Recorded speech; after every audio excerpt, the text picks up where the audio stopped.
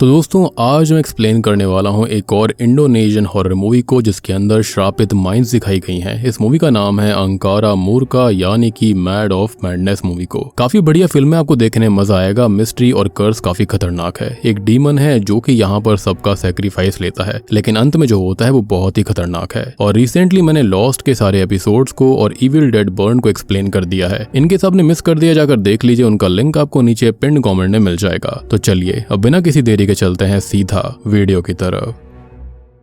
तो कहानी की शुरुआत अंबर नाम की एक गरीब महिला को दिखाते हुए होती है। अंबर अपने पति जारॉड और अपने 7 साल के बेटे बॉन्डॉन के साथ एक ऐसे इलाके में रहती है जहां पर असल में डायमंड की खदान थी। अब जारॉड जो था वो उन्हीं माइंस के अंदर मजदूरी किया करता था, लेकिन इतनी मेहनत करने के बावजूद भी उसको बहुत ही कम पैसे मिलते थे। हालात इतने खराब थे कि कई बार उनके घर में राशन तक लाने के पैसे नहीं होते थे। एक दिन अंबर अपने बेटे बॉन्डॉन को खाना खाने के लिए बुलाती है, लेकिन वो उसकी बात नहीं मानता क्योंकि वो अपने पिता का इंतजार कर रहा था। उसने ठान लिया था कि वो अपने पिता के घर लौटने के बाद ही खाना खाएगा। अब दूसरी ओर शाम होते ही माइनिंग साइट पर सुपरवाइजर सभी मजदूरों को जल्दी काम बंद करके घर जाने का हुक्म देता है। वो सबसे कहता है कि रात होने वाली है और अंधेरा होने से पहले सभी लोग वहां से निकल जाएं। सुपरवाइजर की बात और भी अजीब तब लगती है जब वो कहता है कि रात होते ही उस इलाके में डीमन के आने का वक्त हो जाता है। ये सुनकर सारे मजदूर बिना देरी किए वहां से निकल जाते हैं, लेकिन जारॉड अभी भी वहीं पर रुका हुआ था। उसके साथ उसका एक करीबी दोस्त बोगेल भी मौजूद था। अब जारॉड चुपके से बोगेल को एक चमकता हुआ डायमंड दिखाता है। डायमंड देखते ही बोगेल की आंखें खुली की खुली रह जाती हैं। वो घबराकर जारॉड से पूछता है कि इतना कीमती हीरा आखिरकार उसे कहां पर मिला। तब जारॉड धीरे से बताता है कि उसने ये हीरा पहाड़ी के दूसरी तरफ से चुराया था।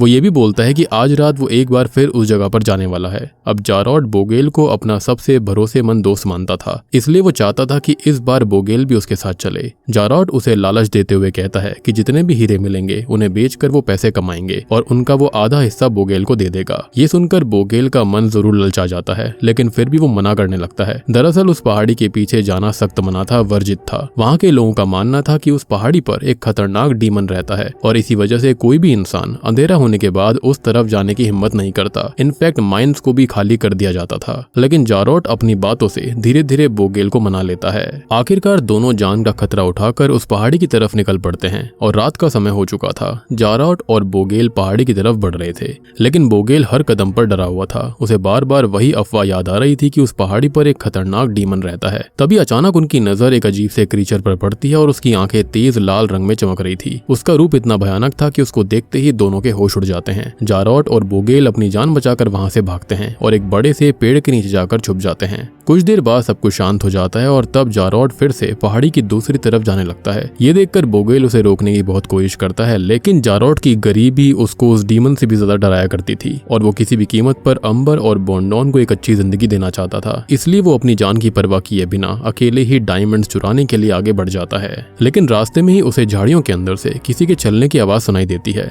जारॉड सावधानी से पीछे मुड़कर देखने लगता है कि तभी कोई अनजान शख्स कुल्हाड़ी से उसके सर पर वार करता है। एक ही वार में जारॉड बेहोश होकर जमीन पर गिर पड़ता है। अब इसके बाद कहानी हमें पहाड़ी के उस पार लेकर जाती है। यहाँ पर एक ऐसी सीक्रेट माइनिंग साइट थी जिसके बारे में आम लोगों को कुछ भी पता नहीं था। वहाँ पर इंसानों के साथ जानवरों से भी ज्यादा बदतर बर्ताव किया जाता। सभी मजदूरों के हाथ हथकड़ियों से बंधे हुए थे और उनको बेरहमी से पीटा जाता था और जबरदस्ती डायमंड की माइनिंग करवाई जाती।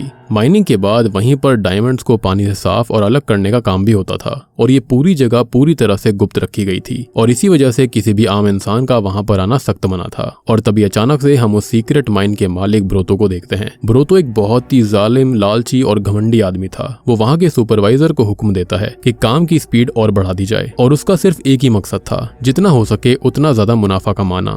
दरअसल ब्रोतो इस काले धंधे से कमाए हुए पैसों का इस्तेमाल इलेक्शन जीतने के लिए करना चाहता था। पैसों और ताकत के लिए वो किसी भी हद तक जा सकता था। अब अगली सुबह अंबर माइनिंग साइट पर पहुंचती और पिछली रात से जारॉड घर वापस नहीं आया था, इसलिए वो काफी परेशान थी। वहां पहुंचते ही उसकी मुलाकात बोगेल से होती है। अंबर को देखकर बोगेल बुरी तरह घबरा जाता है क्योंकि उसको सच पता था। जब अंबर उससे जारॉड के बारे में पूछती है तो बोगेल झूठ बोल देता है। वो कहता है कि उसे कुछ नहीं पता कि जारॉड कहाँ गया। इसी बीच माइन का एक कर्मचारी लुकमान वहां आता है। वो अंबर से पूछता है कि वो माइनिंग साइट पर क्या कर रही है। फिर वो बताता है कि बाहर के लोगों का माइन के अंदर आना मना है, इसलिए वो अंबर को तुरंत वहां से चले जाने के लिए कह देता है। मजबूरन अंबर को भी बिना किसी जवाब के वहां से वापस लौटना पड़ता है। उसी रात पहाड़ी के पीछे बनी सीक्रेट माइन में 2 भाई काम कर रहे थे। अब इनमें से एक का नाम बार्दी था और दोनों का काम पानी में से डायमंड छानकर अलग करना था। काम करते करते बार्दी को एक कीमती डायमंड मिल जाता है और लालच में आकर वो चुपके से उस हीरे को चुरा लेता है, लेकिन बदकिस्मती से एक ऑफिसर उसको ये सब करते हुए देख लेता है। ऑफिसर तुरंत ही बार्दी को पकड़ लेता है और तभी वहाँ पर माइन का मालिक ब्रोतो भी आ गया था। ऑफिसर बार्दी को बुरी तरह पीटना शुरू कर देता है और उससे हीरा वापस देने के लिए कहता है, लेकिन कितनी भी तलाशी लेने के बाद भी उन्हें बार्दी के पास से हीरा नहीं मिलता। दरअसल ऑफिसर के आने से पहले ही बार्दी उस हीरे को निगल चुका था और अब वो डायमंड उसके पेट के अंदर था। अब ये बात पता चलते ही ब्रोतो का असली जालिम चेहरा सामने आता है। उसके लिए एक डायमंड की कीमत किसी इंसान यानी कि मजदूर की जान से भी ज्यादा थी और वो सबके सामने बार्दी का पेट चाकू से कटवा देता है और फिर खुद अपने हाथ से उसके पेट के अंदर डालकर वो हीरा ढूंढने लगता है। कुछ ही पलों के बाद में उसको हीरा मिल जाता है और हीरा मिलते ही ब्रोतो बिना किसी पछतावे के बार्दी की लाश को खाई में फिकवा देता है। खैर अब तभी वहाँ पर कुछ देर बाद वही खौफनाक डीमन आता है और बार्दी की लाश को खा जाता है, विच एक्सप्लेन्स कि यहाँ पर किसी मजदूर की लाश कभी क्यों नहीं मिलती थी। अब अगली सुबह ब्रोतो दोबारा माइन पर आता है, लेकिन इस बार वो सभी मजदूरों में चावल की बोरियां बंटवा रहा था। लेकिन वो ये सब दया दिखाने के लिए नहीं कर रहा था। वो हर मजदूर से कहता है कि आने वाले इलेक्शन में सभी लोग सिर्फ उसको वोट देंगे। दरअसल ब्रोतो जो था वो पैसे और लालच के दम पर जबरदस्ती वोट हासिल करना चाहता था और इसी दौरान अंबर भी वहाँ पहुँच जाती है। ब्रोतो उसको देखकर पूछता है कि वो माइन में किस लिए आई है। अंबर बताती है कि वो अपने लापता पति जारोट को ढूंढ रही है। ये सुनकर ब्रोतो सभी मजदूरों से पूछता है कि क्या किसी ने जारोट को देखा है, लेकिन डर के मारे कोई भी मजदूर एक शब्द नहीं बोलता। तब ब्रोतो मजाक उड़ाते हुए अंबर से कहता है कि शायद तुम्हारे पति को डीमन उठाकर ले गया होगा और ये कहकर वो जोर जोर से हंसने लगता है, लेकिन अंबर उसकी बात पर ध्यान नहीं देती और उसको सिर्फ अपने पति की फिक्र थी और इसलिए वो ब्रोतो से काम मांगने लगती है ताकि माइन के अंदर रहकर शायद जारोट के बारे में उसको कुछ पता लग सके। ब्रोतो भी बिना ज्यादा सोचे उसे माइन में काम करने देता है। ऑब्वियस सी बात है कि उसको तो एक्स्ट्रा मजदूर मिल रहा था। खैर अब खदान का सुपरवाइजर लोकमान अंबर को काम समझाते हुए एक बात साफ कह देता है कि वो सिर्फ अपने काम पर ध्यान दे और किसी भी फालतू चीज में बिल्कुल ध्यान ना दे। तब अंबर उससे पूछती कि क्या लोग जो डीमन की बातें करते हैं वो सच है या फिर झूठ है। इस पर लोकमान सीधा जवाब देने के बजाय बस इतना कहता है कि ये सब बातों पर ध्यान मत दो, इतना याद रखना कि अंधेरा होने से पहले माइन से निकल जाना, और ये कहकर वो वहां से चला जाता है। अब अंबर माइन में काम करना शुरू कर देती है, लेकिन उसके लिए काम बिल्कुल भी आसान नहीं था। डायमंड की माइन में मजदूरी बहुत ही मुश्किल थी और अंबर को पहले ही दिन काफी परेशानी उठानी पड़ती है। पूरा दिन मेहनत करने के बाद शाम होने लगती है और अंधेरा होने से पहले अंबर अपने बेटे बॉन्डोन को लेकर घर की तरफ निकल पड़ती है। रास्ते में अचानक बॉन्डोन जंगल की तरफ इशारा करने लगता है। अंबर उसको समझाती है कि वहाँ कुछ नहीं है, लेकिन बॉन्डोन बार बार उसी तरफ उंगली दिखा रहा था। अब अपने बेटे का डर खत्म करने के लिए अंबर जंगल की तरफ बढ़ने लगती है, लेकिन तभी बोगेल अपना ट्रक लेकर वहाँ आ जाता है और वो तुरंत ही अंबर को जंगल के अंदर जाने से रोक देता है। अंबर और बॉन्डोन को अपने ट्रक में बैठाकर वो घर छोड़ने के लिए निकल पड़ता है। रास्ते में बोगेल अंबर से पूछता है कि क्या उसने अभी जंगल में कोई डीमन देखा था। अंबर कहती है कि उसने कुछ नहीं देखा, वो तो सिर्फ ये देखने जा रही थी कि बॉन्डोन बार बार जंगल की तरफ इशारा क्यों कर रहा था। थोड़ी देर के बाद में अंबर फिर बोगेल से जारोट के बारे में पूछती है, लेकिन बोगेल एक बार फिर झूठ बोल देता है। वो कहता है कि वो उसे वाकई नहीं पता कि जारोट कहाँ गया। अब दोनों बातें कर ही रहे थे कि अचानक से एक अजीब सा क्रीचर उनके ट्रक के सामने आकर रास्ता काट कर निकल जाता है और ये देखकर बोगेल बुरी तरह घबरा गया था। वो बिना रुके तेज रफ्तार में ट्रक चलाता है और जल्दी से अंबर को उसके घर छोड़ देता है। अब अंबर को घर छोड़ने के बाद बोगेल सीधा एक आदमी के पास पहुंचता है जो कि लोगों के लिए शहर से बाहर जाने के नकली डॉक्यूमेंट्स बनाया करता था। बोगेल उसे अपने लिए डॉक्यूमेंट्स बनाने के लिए कहता है, लेकिन वो आदमी बदले में बहुत ही ज्यादा पैसे मांग रहा था। तब बोगेल अपनी जेब से एक कीमती हीरा निकालता है। ये वही हीरा था जो कि पहले जारोट के पास था और शायद इसलिए ही वो जारोट के बारे में नहीं बता रहा था अंबर को। अब हीरा देखते ही वो आदमी तुरंत ही डॉक्यूमेंट्स बनाने के लिए तैयार हो जाता है, लेकिन यहाँ पर एक बहुत बड़ा सवाल खड़ा हुआ था कि आखिरकार जारोट का डायमंड बोगेल के पास आया कैसे। तभी अगली सुबह अंबर एक बार फिर से माइन में काम करने पहुंच जाती है। इस बार बॉन्डोन भी उसके साथ था, लेकिन वो लगातार रो रहा था और अंबर को काम करने नहीं दे रहा था। ये देखकर एक मजदूर जिसका नाम कुमार था अंबर से कहता है कि वो अपने बेटे को थोड़ा शांत कराए, क्योंकि उसके रोने से सबका काम डिस्टर्ब हो रहा है। अंबर बॉन्डोन को थोड़ी दूर ले जाती है और उसका मन बहलाने के लिए उसके साथ छुपन छुपाई खेलने लगती है। वो बॉन्डोन से कहती है कि वो कहीं जाकर छुप जाए, जिसके बाद अंबर एक बड़ी चट्टान की तरफ मुंह करके आंख बंद कर लेती है और गिनती गिनना शुरू करती है। अब अंबर गिनती पूरी पूरी करने के बाद बॉन्डोन को ढूंढना शुरू करती है, लेकिन कुछ देर तक इधर उधर देखने के बाद उसे बॉन्डोन कहीं पर भी नजर नहीं आता। अब शुरुआत में अंबर को लगता है कि वो मजाक कर रहा होगा और अच्छी तरह छुप गया होगा, लेकिन जैसे जैसे वक्त बीतने लगता है उसकी घबराहट बढ़ने लगती है। वो जोर जोर से बॉन्डोन का नाम लेकर पुकारने लगती है, लेकिन कोई भी जवाब नहीं आता। तब अंबर तुरंत बाकी मजदूरों को हेल्प के लिए बुलाती है। सभी लोग मिलकर बॉन्डोन को ढूंढना शुरू करते हैं कि इसी बीच अंबर का शक कुमार पर चला जाता है, क्योंकि कुछ देर पहले ही कुमार ने बॉन्डोन की शिकायत करी थी। अब गुस्से में आकर अंबर कुमार के पास आकर चिल्लाने लगती है और पूछने लगती है कि उसने उसके बेटे का क्या किया, लेकिन कुमार का इन सब से कोई भी लेना देना नहीं था। बॉन्डोन वाकई जंगल में कहीं खो गया था। खैर इसके बाद सभी मजदूर हाथों में मशाल लेकर जंगल में बॉन्डोन को ढूंढने निकल जाते हैं। दूसरी ओर अंबर भी घर जाकर चेक करती है कि कहीं बॉन्डोन वापस घर तो नहीं चला गया, लेकिन घर भी बिल्कुल खाली था। धीरे धीरे रात और गहरी हो जाती है, लेकिन बॉन्डोन का कहीं पर भी पता नहीं लगता। तभी कहानी हमें जंगल के उस हिस्से में ले जाती है जहाँ पर वही बड़ा पेड़ था जिसके पास जारॉट गायब हुआ था। वहीं पर बॉन्डोन अकेला खड़ा था। तब उसके सामने जारॉट की एक धुंधली सी झलक दिखती है। खून से लथपथ जारॉट अपने बेटे को अपने साथ चलने के लिए कह रहा था। कुछ देर के बाद में बॉन्डोन जंगल से बाहर निकल आता है और सीधा माइनिंग साइट की तरफ पहुंच जाता है। वहां उसकी मुलाकात लुकमान से होती है। लुकमान उसको पहचान लेता है और उसे सुरक्षित उसके घर छोड़ देता है। अपने बेटे को देखते ही अंबर की जान में जान आती है। वो खुशी से बॉन्डोन को गले लगा लेती है, क्योंकि देखो उसका पति मिल नहीं रहा था और बेटा भी गायब हो गया था। और उस रात काफी दिनों बाद अंबर को थोड़ी तसल्ली मिलती है और वो अपने बेटे के साथ सो जाती है। लेकिन रात में उसको एक अजीब सा और डरावना सपना आता है। सपने में वो देखती है कि उसके घर के गेट के बाहर जारॉट खड़ा था। उसका शरीर पूरी तरह खून से लथपथ था और अंबर दौड़कर उसके पास जाती है, उसे गले लगाती है और घर के अंदर लेकर आती है। वो जारॉट को बैठने के लिए कहकर उसके लिए गर्म सूप भी लेकर आती है। फिर वो पूछती है कि वो इतने दिन से कहाँ था। ये सुनते ही जारॉट रोते हुए कहता है कि उसे अंबर की मदद चाहिए, वो जंगल में फंसा हुआ है।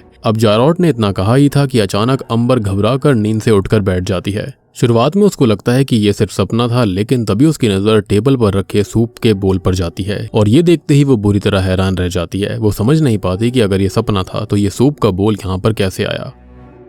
अगली सुबह अंबर दोबारा माइन में काम करने पहुंचती है। सबसे पहले वो कुमार के पास जाती है। कल उस पर शक करने के लिए वो उससे माफी मांगती है। कुमार बिना गुस्सा किए उसकी बात मान लेता है। वो अंबर से कहता है कि उसका भी एक बेटा है और इसलिए वो उसका दर्द अच्छी तरह समझ सकता है। फिर वो अंबर को समझाता है कि ये जगह बहुत ही खतरनाक है और उसे बॉन्डोन का पहले से भी ज्यादा ख्याल रखना होगा। शाम होते ही हमेशा की तरह सारे मजदूर माइन से घर लौटने लगते हैं, लेकिन इस बार अंबर चुपचाप अपने बेटे बॉन्डोन को साथ लेकर जंगल की तरफ निकल पड़ती है। उसे यकीन था कि जारॉट अभी भी यहीं पर कहीं होगा, लेकिन उन्हें पता नहीं था कि सुपरवाइजर लुकमान ने उन्हें जंगल की तरफ जाते देख लिया था। वो भी चुपके से उनका पीछा करने लगता है। जारॉट को ढूंढते ढूंढते अंबर और बॉन्डोन पहाड़ी के उस पार पहुंच जाते हैं और वहां जो मंजर देखते हैं उसको देखकर अंबर के होश उड़ गए थे। उस सीक्रेट माइन में मजदूरों के साथ जानवरों से भी बदतर बर्ताव किया जाता था, यानी कि इस वाली माइन में तो फिर भी सब लोग ठीक थे। वहां पर देखा जाता है कि सबके हाथ बंधे हुए थे और उनको बेरहमी से पीटा जा रहा था और जबरदस्ती डायमंड की माइनिंग करवाई जा रही थी। यानी कि अंबर समेत बाकी जो मजदूर थे वो इस वाली माइन के अंदर काम कर रहे थे। वो तो खाली एक डिस्ट्रैक्शन था दूसरी वाली माइन के लिए। और ये भी चीज एक्सप्लेन करी जाती है कि रात होते ही वहां से बाकी सब मजदूरों को क्यों भगा दिया जाता था, ताकि उसकी आड़ में वहां पर बाकी जो मेन माइन थी वहां से हीरे निकाले जा सके। अब अंबर छुपकर ये सब देख रही होती है कि तभी उसके पीछे वही खौफनाक डीमन आ जाता है। उसकी लाल चमकती आंखें अंधेरे में और भी डरावनी लग रही थी। डीमन की नजर बॉन्डोन पर पड़ती है, लेकिन हैरान कर देने वाली बात ये थी कि ना तो वो अंबर को नुकसान पहुंचाता है और ना ही बॉन्डोन को। इसी दौरान झाड़ियों में हुई हल्की सी आवाज सुनकर एक ऑफिसर को शक होता है। वो धीरे धीरे उस ओर बढ़ने लगता है जहां पर अंबर छुपी हुई थी, लेकिन किस्मत उनका साथ देती है। ऑफिसर का एक साथी उसे तुरंत ही आवाज लगा देता है और वो बिना चेक किए वापस चला जाता है। अंबर एक बार फिर बच जाती है, लेकिन अचानक लुकमान वहां पहुंच जाता है और वो अंबर और बॉन्डोन को तुरंत ही वहां से निकाल लेता है। रास्ते में वो उससे कहता है कि अगर वो सच में जारॉट को ढूंढना चाहती है तो वो उसकी हेल्प करेगा, लेकिन बदले में अंबर को एक वादा करना होगा कि आज उसने जो कुछ भी देखा है वो सब कुछ भूल जाएगी और इस सीक्रेट माइन के बारे में किसी को कुछ भी नहीं बताएगी। अब अगली शाम लुकमान और अंबर फिर से जारॉट की तलाश में जंगल की तरफ निकलते हैं। रास्ते में उनकी मुलाकात बोगेल से होती है। अब अंबर उसको कहती है कि जारॉट तुम्हारा इतना अच्छा दोस्त था, तुम्हें भी उसको ढूंढने में हेल्प करनी चाहिए, लेकिन बोगेल जंगल में जाने से मना कर देता है और फिर वो अंबर को अपने पास बुलाता है और कहता है कि वो जारॉट के बारे में एक जरूरी बात बताना चाहता है, लेकिन असल में उसका इरादा कुछ और ही था। वो मौका देखकर अंबर के सर पर पत्थर मारकर उसको खत्म करना चाहता था, लेकिन जैसे ही वो हमला करने वाला होता है कि तभी लोकमान वहां आ जाता है और वो तुरंत ही अंबर को अपनी तरफ बुलाता है और धीरे से उसे बोगेल से सावधान रहने के लिए कहता है। इसी वक्त अचानक मौसम खराब होने लगता है और काले बादल छा जाते हैं और तेज हवाएं चलने लगती हैं। लोकमान अंबर से कहता है कि आज जंगल के अंदर जाना ठीक नहीं होगा, लेकिन अंबर उसकी एक नहीं सुनती। अब वो अकेले ही जंगल की तरफ बढ़ जाती है और मजबूरन लोकमान को भी उसके पीछे जाना पड़ता है।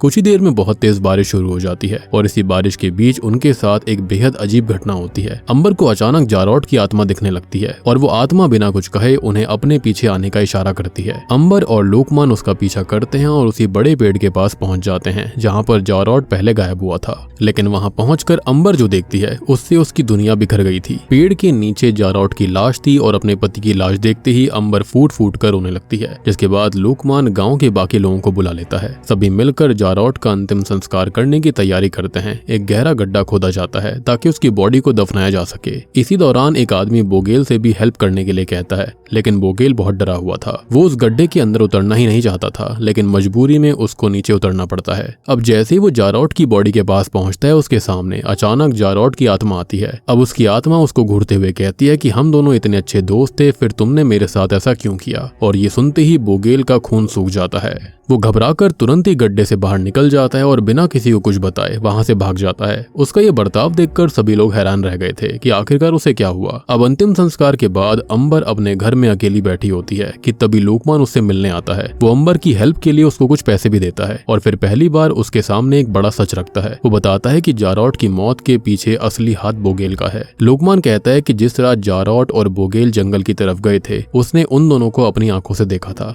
लेकिन जब सुबह होने से पहले जंगल से कोई वापस लौटा तो वो सिर्फ बोगेल था। और जब लोकमान ने उससे जारॉट के बारे में पूछा तो बोगेल जो था वो उसकी आंखों में देखकर जवाब तक नहीं दे पाया। वो बिना कुछ कहे अपने हाथ धोने लगता है और फिर वहां से चला जाता है। लेकिन उसके जाने के बाद लोकमान की नजर उस पानी पर पड़ती है जो कि पूरी तरह खून से लाल हो चुका था। उसी पर लोकमान को यकीन हो गया था कि जारॉट के साथ कुछ तो बुरा हुआ है और उसकी मौत के पीछे बोगेल का ही हाथ है। दरअसल उस रात लालच में आकर बोगेल ने जारॉट का डायमंड चुरा लिया था और उसी के लिए उसने अपने सबसे अच्छे दोस्त का खून कर दिया। उसका प्लान ये था कि वो हीरा बेचकर पैसे लेकर यहाँ से चला जाएगा और अपनी माँ के पास जाएगा। ये सच जानकर अंबर के पैरों तले जमीन खिसक जाती है और उसको यकीन नहीं होता कि जारॉट का अपना ही दोस्त उसका कातिल निकला। दूसरी ओर बोगेल एक चाय की दुकान पर उस आदमी का इंतजार कर रहा था जो कि उसके शहर से बाहर जाने के नकली डॉक्यूमेंट्स लाने वाला था। लेकिन इस बार बोगेल के साथ भी धोखा हो जाता है। वो आदमी डॉक्यूमेंट्स लेने के बजाय पुलिस ऑफिसर्स को लेकर आता है। ऑफिसर्स आते ही बोगेल को बुरी तरह पीटना शुरू करते हैं। वो उससे चुराए हुए डायमंड के बारे में पूछते हैं और अपनी जान बचाने के लिए बोगेल झूठ बोल देता है। वो कहता है कि डायमंड उसके पास नहीं है और वो हीरा तो कुमार उससे छीन कर ले गया था। सिर्फ इतना ही नहीं, वो ये भी बोलता है कि कुमार आज रात और डायमंड चुराने के लिए सीक्रेट माइन में जाने वाला है। अब इस बात को सुनते ही ऑफिसर्स बिना कुछ सोचे ही कुमार को पकड़ने के लिए निकल पड़ते हैं और बोगेल को अधमरा छोड़ देते हैं। घर लौटने के बाद बोगेल अकेला बैठा अपनी गलती पर पछता रहा था। तभी अंबर वहां पहुंच जाती है और उसके हाथ में चाकू था। वो गुस्से में बोगेल के गले पर चाकू रख देती है। बस एक पल और था और बोगेल की जान जा सकती थी, लेकिन उसी वक्त बॉन्डोन अपनी माँ को रोक लेता है। अपने बेटे की वजह से अंबर खुद को संभाल लेती है और बिना बोगेल को मारे वहां से चली जाती है।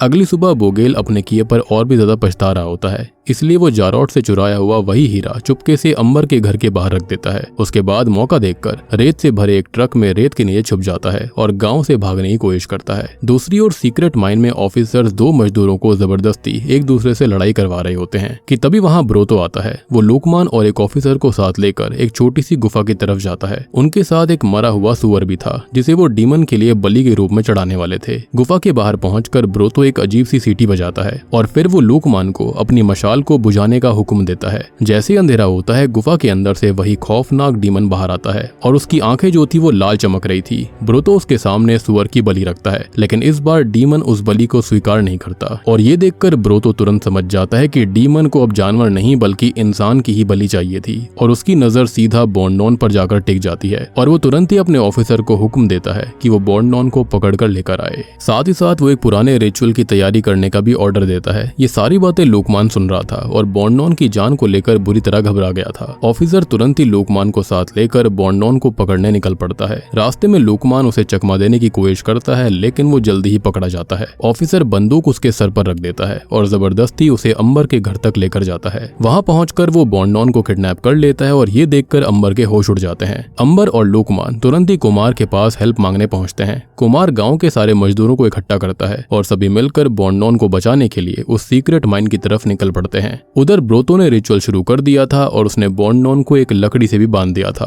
अब वो खुद एक प्राचीन रिचुअल डांस करते हुए डीमन को बुलाने की कोशिश कर रहा था। इसी बीच ब्रोतो अपने सभी गार्ड्स को माइन के बाहर सख्त पहरा देने का हुक्म दे देता है। अब जब कुमार, अंबर और बाकी गांव वाले खदान के बाहर पहुंचते हैं तब उनका सामना हथियारबंद गार्ड से होता है। अब इस माइन के बाहर गार्ड्स ने मजबूत पहरा लगा के रखा हुआ था। वो किसी भी गांव वाले को अंदर जाने नहीं दे रहे थे। तब गांव के लोगों के पास लड़ने के अलावा कोई रास्ता नहीं बचता। सभी मजदूर और गांव वाले गार्ड से भिड़ जाते हैं ताकि अंबर को खदान के अंदर जाने का मौका मिल जाए। इसी लड़ाई में कई लोग बुरी तरह जख्मी भी हो जाते हैं और बॉन्डोन को बचाने की कोशिश में कुमार अपनी जान तक गंवा देता है। अब जब सभी गार्ड्स गांव वालों के साथ लड़ने में व्यस्त होते हैं तब अंबर और लूकमान चुपके से मौका देखकर अंदर माइन में घुस जाते हैं। लेकिन अंदर पहुंचने से पहले एक ऑफिसर उनका रास्ता रोक लेता है और लूकमान उस ऑफिसर से अकेला ही लड़ने लगता है। वो पूरी हिम्मत से मुकाबला कर रहा था लेकिन ऑफिसर उससे कहीं ज्यादा ताकतवर था। आखिरकार लूकमान भी उस ऑफिसर के हाथों खत्म हो जाता है। अब खत्म होने से पहले वो अपना लाइटर अंबर के हाथ में देता है। जैसे ही ऑफिसर अंबर की तरफ बढ़ता है उसी वक्त गांव के कुछ और लोग वहां पहुंच जाते हैं और ऑफिसर को रोक लेते हैं। अब इसी मौके का फायदा उठाकर अंबर, जो कि एक माँ थी, वो भागती हुई उस जगह पहुंच जाती है जहां पर ब्रोतो रिचुअल कर रहा था। तब तक रिचुअल लगभग पूरा हो चुका था और बॉन्डोन को डीमन पजेस कर चुका था। ये देखकर भी अंबर हिम्मत नहीं हारती। वो सीधा ब्रोतो को जोर से धक्का देती है और बॉन्डोन को उसके कब्जे से छुड़ा लेती है।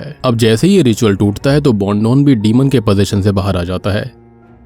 इसी दौरान बाकी गांव वाले भी वहां पहुंच जाते हैं। सब मिलकर ब्रोतो पर टूट पड़ते हैं और गुस्से से भरी अंबर एक तेज धारदार वाले हथियार से ब्रोतो का सर उसके धड़ से अलग कर देती है। लेकिन यहीं पर कहानी एक और खौफनाक मोड़ लेती है। सर कटने के बावजूद भी ब्रोतो खत्म नहीं होता। उसका धड़ बिना सर के ही चलने लगता है और कुछ ही पल बाद वो अपना कटा हुआ सर दोबारा उठाकर अपनी गर्दन पर जोड़ लेता है। ये मंजर देखकर सभी हैरान रह गए थे। फिर ब्रोतो एक तेज सीटी बजाता है और उसी पल सभी मजदूरों के हाथ में जल रही मशालों की आग एक साथ बुझ जाती है। वहां पर घूप अंधेरा छा गया था। इसी अंधेरे का फायदा उठाकर वो खौफनाक डीमन ब्रोतो के शरीर के अंदर घुस जाता है और अब ब्रोतो पूरी तरह डीमन के कब्जे में आ चुका था। इसके बाद वो एक एक करके वहां मौजूद मजदूरों पर हमला करना शुरू कर देता है और कुछ ही देर में लगभग वो सभी को अधमरा कर देता है। और फिर उसकी नजर बॉन्डोन पर जाती है। वो बॉन्डोन को खत्म करने के लिए उसकी तरफ बढ़ रहा था लेकिन उसके और बॉन्डोन के बीच अंबर आकर खड़ी हो जाती है। अंबर पूरी हिम्मत के साथ उस डीमन से लड़ती है लेकिन उसकी ताकत डीमन के सामने बहुत कमजोर थी। डीमन अंबर का गला पकड़ लेता है और उसको खत्म करने वाला होता है लेकिन तभी अंबर को लूकमान का दिया हुआ लाइटर याद आता है और वो तुरंत ही लाइटर जला देती है। अब जैसे ही आग की रोशनी डीमन के सामने आती है वो बुरी तरह घबरा जाता है और तब अंबर को समझ आता है कि डीमन की सबसे बड़ी कमजोरी आग ही है और इसलिए ही ब्रोतो हमेशा मशाल को बुझाने की और लाइट को बंद करने की सलाह दिया करता था। तभी वो डीमन वहां पर आया करता और ऐसा लग रहा था जैसे कि ब्रोतो ने उस डीमन को पाल रखा हो जो कि खाली उसकी सीटी से आया करता। ये देखकर बाकी बचे हुए मजदूर भी हिम्मत जुटाते हैं और वो अपनी अपनी मशालों को दोबारा जला लेते हैं और धीरे धीरे उस डीमन को चारों तरफ से घेर लिया जाता है। तभी एक मजदूर पेट्रोल लेकर आता है और सभी लोग मिलकर डीमन पर पेट्रोल डाल देते हैं और मशाल से उसको आग लगा देते हैं जो कि फिलहाल ब्रोतो के शरीर में था। डीमन आग में बुरी तरह जलने लगता है जिसके बाद में अंबर, बॉन्डोन और बाकी बचे हुए लोग वहां से निकल जाते हैं और जाते वक्त अंबर उस हीरे को भी वहीं फेंक देती है जो कि बोगेल ने उसे दिया था क्योंकि ऐसा श्रापित हीरा उसे नहीं चाहिए था जिसने उसके पति की और गाँव के इतने सारे लोगों की जान ली थी। उसके लिए अब इस हीरे की कोई कीमत नहीं बची थी। लेकिन ये मूवी अभी यहाँ पर खत्म नहीं होती क्योंकि एक और ट्विस्ट आता है। हम देखते हैं कि डीमन असल में खत्म नहीं हुआ था। हम जानते हैं कि डीमंस को ऐसे नहीं मारा जाता। खाली यहाँ पर ब्रोतो का शरीर जला हुआ था और वो उसकी बॉडी से बाहर निकल जाता है और ब्रोतो की ही लाश को तंदूरी चिकन की तरह खाने लगता है और बूम, इसी के साथ में ये मूवी यहीं पर खत्म हो जाती है। तो दोस्तों ये थी अंकारा मूर्खा फिल्म की कहानी। अब देखा जाए तो ये पूरी तरह से हैप्पी एंडिंग नहीं थी। अंबर अपने पति जारॉट को हमेशा के लिए खो चुकी थी। यहाँ पर कुमार, लूकमान और कई बेकसूर मजदूर भी अपनी जान गंवा देते हैं जो कि उसकी हेल्प कर रहे थे। और सबसे बड़ी बात ये कि सिर्फ ये हॉरर स्टोरी नहीं है बल्कि इंसान के लालच, सत्ता की भूख और पावर के लिए किसी भी हद तक गिर जाने की सोच को दर्शाता है। मुझे लगता है कि ब्रोतो जो था वो यहाँ पर किसी न किसी तरह से डीमन से जुड़ा हुआ था। वो उसको शक्ति दिया करता, तभी तो उसकी गर्दन कटने के बावजूद भी उसने उसको जोड़ लिया था और उसके अंदर जान बची हुई थी।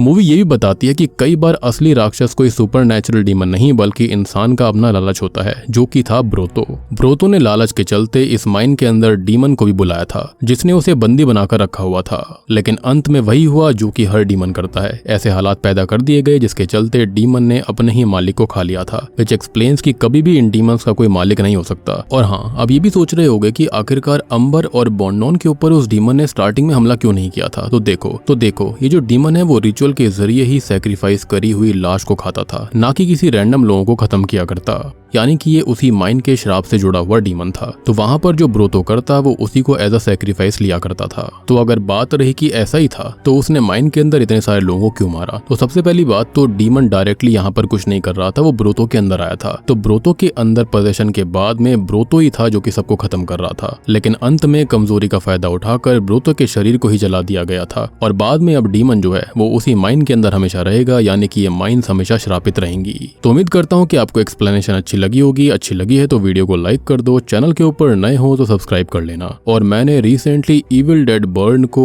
और लॉस्ट सीजन 1 के सारे एपिसोड को एक्सप्लेन कर दिया है। इनकेस आपने मिस कर दिया जाकर देख लो, उसका लिंक आपको नीचे पिन्ड कमेंट में टॉप पे ही मिल जाएगा। तो मैं आप सबको मिलता हूँ एक और इंटरेस्टिंग कहानी के साथ में, तब तक के लिए